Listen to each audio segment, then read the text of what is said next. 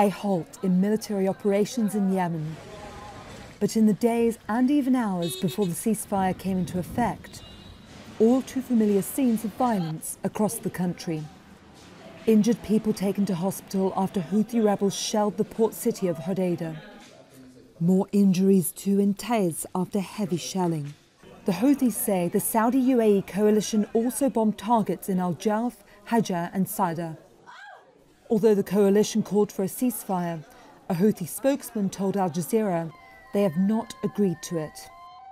So long as the siege is not lifted, we have all rights to use our missile systems, our maritime and air defences, including the drones. We will continue to target their military installations and industrial sites. It is nothing but a continuation of war. The coalition is just manipulating words.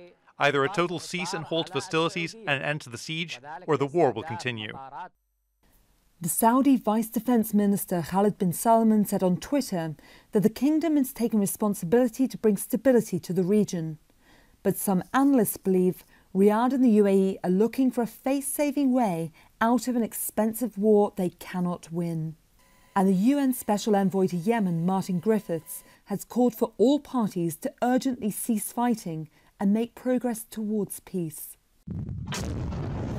More than 100,000 people have been killed in Yemen since the conflict began 5 years ago. The UN hopes a temporary ceasefire could be extended.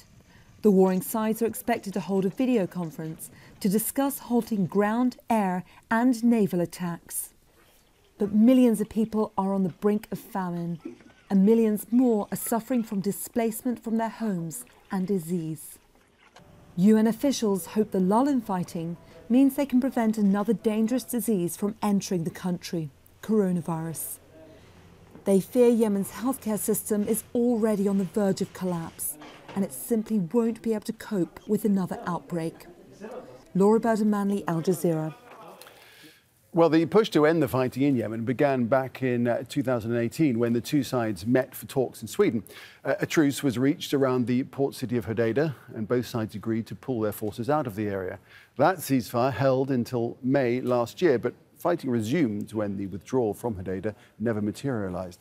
The Saudi air campaign continued, and Houthi forces began a series of drone strikes on targets in Saudi Arabia. The biggest attack happened in September, targeting oil processing plants in the east, causing massive disruption to the kingdom's oil production. More than 100,000 people have been killed in Yemen since the conflict began. It's also led to a humanitarian crisis that's pushed millions to the brink of famine. Well, Afra Nasser is a Yemen researcher at Human Rights Watch, and she says the Houthi demands may not be right at this time. I personally think it's a very interesting demand to make, given how the whole world seems to be becoming like Yemen, where travel restrictions are imposed in so many places. And this is not the right time to present that a very, crucial demand in a long list. The travel restrictions might be deterring a full outbreak in Yemen at this moment. But what we're really concerned about is what could happen if an outbreak arrives today. So within few hours or few days, this is also mentioned by some health officials from the Houthi, about 1 million people could be infected with coronavirus within days.